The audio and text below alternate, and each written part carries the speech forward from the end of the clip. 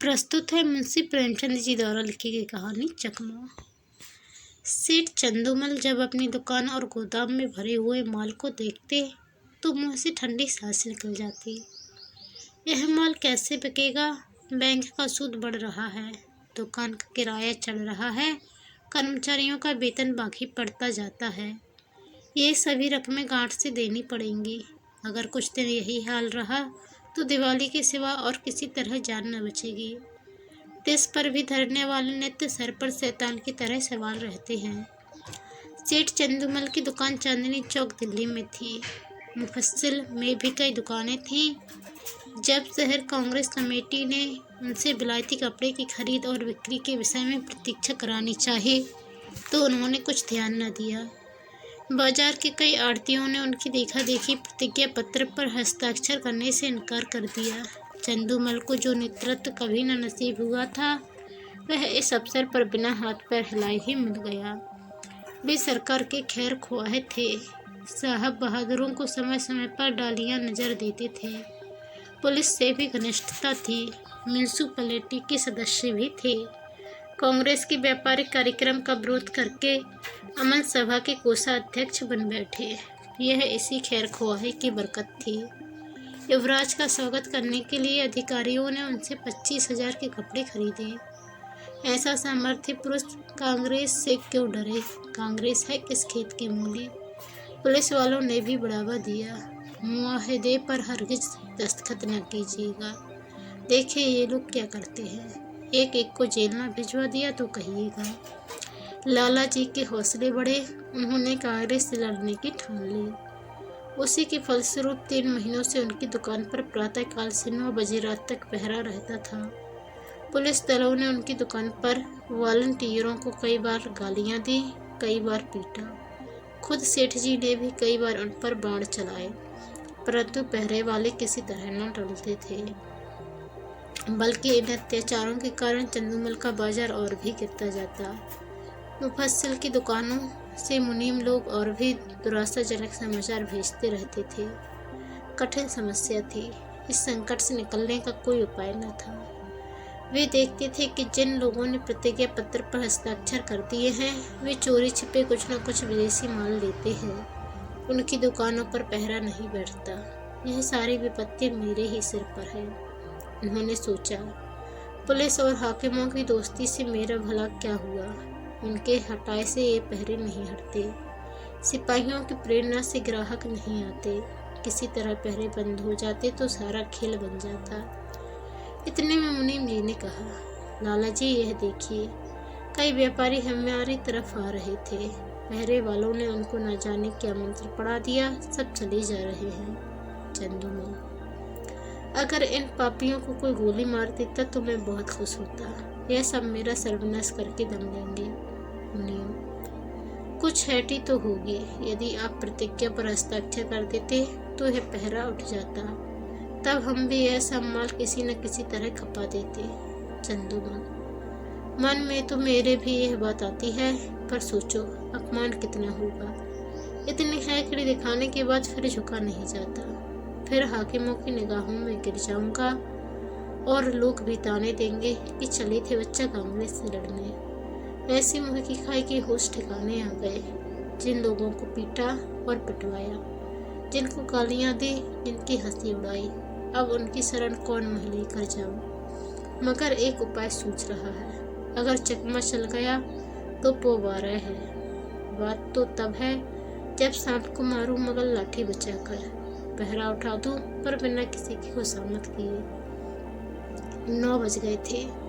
सेठ चंदूमल गंगा स्नान करके लौट आए थे और मसनद पर बैठकर चिट्ठियां पढ़ रहे थे। अन्य दुकानों के मुनीमों ने अपनी विपत्ति कथा सुनाई थी। एक एक पत्र को पढ़कर सेठ जी का क्रोध बढ़ता जाता था।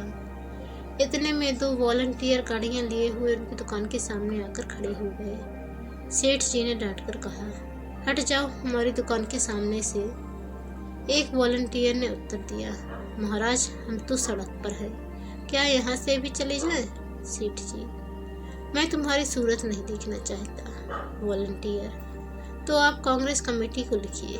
हमको तो वहाँ से यहाँ खड़े रहकर पहरा देने को हुक्म मिला है। एक कांस्टेबल ने आकर कहा, क्या है सेठ जी, यह लौंडा क्या टर्राता है? चंदूमल बोले, मैं कहता हूँ कि दुकान के सामने से हट जाओ, पर यह कहता है कि ना हटेंगे ना हटेंगे। जरा इसकी जबरदस्ती देखो। कांस्टेबल वॉलंटियरों से, तुम दोनों यहाँ से जाते हो कि आकर गर्दन ना करो। वॉलंटियर, हम सड़क पर खड़े हैं, दुकान पर नहीं। कांस्टेबल का अभीष्ट अपनी कारगुजारी दिखाना था। यह सेठ जी को खुश करके कुछ इनाम विनाम भी लेना चाहता था। उसने वॉलंटियरों को अपशब्द कहे और जब उन्होंने उसकी कुछ परवाह न की तो एक वॉलंटियर को इतने जोर से धक्का दिया कि वह बेचारा मुंह के बल जमीन पर गिर पड़ा। कई वॉलंटियर इधर उधर से आकर जमा हो गए, कई सिपाही भी आ पहुंचे। दर्शक वृंद को ऐसी घटनाओं में मजा आता ही है। उनकी भीड़ लग गई। किसी ने हाक लगाई, महात्मा गांधी की जय। औरों ने भी उनके सुर में सुर मिलाया। देखते देखते एक जनसमूह एकत्रित हो गया। एक दर्शक ने कहा, क्या है लाला चंदूमल, अपनी दुकान के सामने इन गरीबों की दुर्गति करा रहे हो? तुम्हें जरा भी लज्जा नहीं आती? कुछ भगवान का भी डर है या नहीं? सेठ जी ने कहा, मुझसे कसम ले लो जो मैंने किसी सिपाही से कुछ कहा हो।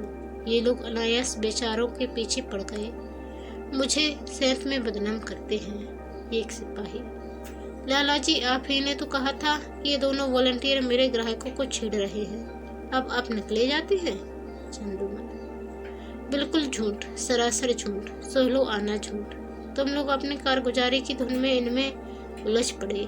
यह बेचारे तो दुकान से बहुत दूर खड़े थे, न किसी से बोलते थे न चलते थे। तुमने जबरदस्ती ही इन्हें गर्दन देनी शुरू की। मुझे अपना सौदा बेचना है कि किसी से लड़ना है? दूसरा सिपाही, लाला जी हो बड़े होशियार, मुझसे आग लगवा कर आप अलग हो गए। तुम न कहते तो हमें क्या पड़ी थी कि इन लोगों को धक्के देते। दरोगा जी ने भी हमको ताकीद कर दी थी कि सेठ चंदूमल की दुकान का विशेष ध्यान रखना, वहाँ कोई वॉलंटियर न आए। तब हम लोग आए थे। तुम फरियाद न करते तो दरोगा जी हमारी तैनाती ही क्यों करते? चंदूमल, दरोगा जी को अपनी कारगुजारी दिखानी होगी, मैं उनके पास क्यों फरियाद करने जाता? सभी लोग कांग्रेस के दुश्मन हो रहे हैं, थाने वाले तो उनके नाम से ही चलते हैं। क्या मैं शिकायत करता तभी तुम्हारी तैनाती करते? इतने में किसी ने थाने में इत्तला दी कि चंदूमल की दुकान पर कांस्टेबलों और वॉलंटियरों में मारपीट हो गई। कांग्रेस के दफ्तर में भी खबर पहुंची। जरा देर में मैं सशस्त्र पुलिस के थानेदार और इंस्पेक्टर साहब आ पहुंचे। उधर कांग्रेस के कर्मचारी भी दल बल सहित दौड़े। समूह और बड़ा, बार बार जयकार की ध्वनि उठने लगी। कांग्रेस और पुलिस के नेताओं में वाद विवाद होने लगा। परिणाम यह हुआ कि पुलिस वालों ने दोनों को हिरासत में लिया और थाने की ओर चले।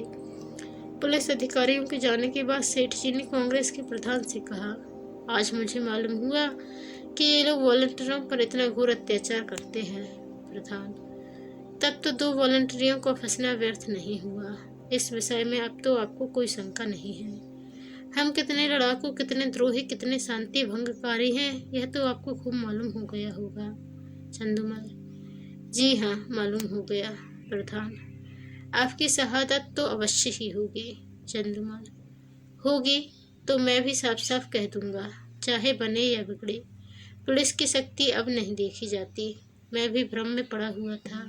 मंत्री, पुलिस वाले आपको दबाएंगे बहुत।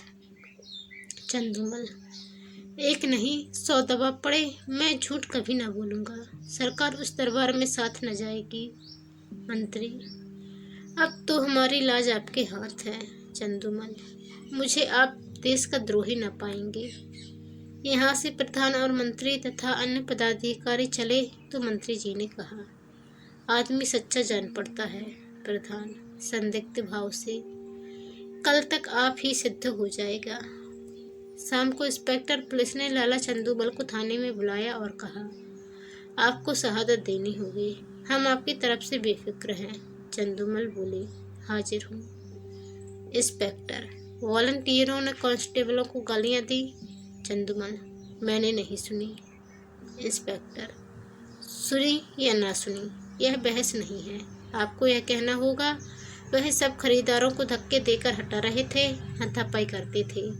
मारने की धमकी देते थे, ये सभी बातें कहनी होंगी। दरोगा जी, वह बयान लाइए जो मैंने सेठ जी के लिए लिखवाया है। चंदूमल, मुझसे भरी अदालत में झूठ न बोला जाएगा। अपने हजारों जानने वाले अदालत में होंगे, किस किस से मुँह छिपाऊंगा, कहीं निकलने को जगह भी चाहिए। इंस्पेक्टर, यह सब बातें निज के मामलों के लिए है। पॉलिटिकल मामलों में झूठ, सच, शर्म और हया किसी का भी ख्याल नहीं किया जाता। चंदूमल, मुख में कालिख लग जाएगी। इंस्पेक्टर, सरकार की निगाह में इज्जत चौगनी हो जाएगी। चंदू सोचकर, जी नहीं, गवाही ना दे सकूंगा, कोई और गवाही बना लीजिए। इंस्पेक्टर, याद रखिए, यह इज्जत खाक में मिल जाएगी। चंदू, मिल जाए, मजबूरी है। इंस्पेक्टर, अमन सभा के कोषाध्यक्ष का पद छिन जाएगा।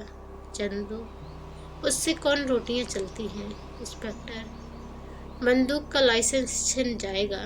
चंदू, छिन जाए बला से। इंस्पेक्टर, इनकम टैक्स की जांच फिर से होगी। चंदू, जरूर कराइए, यह तो मेरे मन की बात हुई। इंस्पेक्टर, बैठने को कुर्सी न मिलेगी। चंदू, कुर्सी लेकर चाटू, दिवाला तो निकला जा रहा है। इंस्पेक्टर, अच्छी बात है, तशरीफ ले जाइए, कभी तो अब पंजे में आएंगे। दूसरे दिन इसी समय कांग्रेस के दफ्तर में कल के लिए कार्यक्रम निश्चित किया जा रहा था। प्रधान ने कहा, सेठ चंदूमल की दुकान पर धरना देने के लिए 2 स्वयंसेवक भेजिए। मंत्री, मेरे विचार में वहां अब धरना देने की कोई जरूरत नहीं। प्रधान, क्यों? उन्होंने अभी प्रतिज्ञा पत्र पर हस्ताक्षर तो नहीं किए। मंत्री, हस्ताक्षर नहीं किए, पर हमारे मित्र अवश्य हो गए। पुलिस की तरफ से गवाही न देना यही सिद्ध करता है।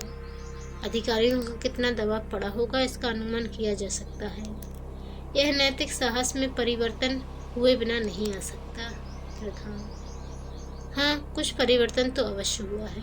मंत्री, कुछ नहीं महाशय, पूरी क्रांति कहना चाहिए। आप जानते हैं, ऐसे मामलों में अधिकारियों की अवहेलना करने का क्या अर्थ है? क्या राज विद्रोह की घोषणा के समान है? त्याग में संन्यास से इसका महत्व कम नहीं है। आज जिले के सारे हाकिम उनके खून के प्यासे हो रहे हैं।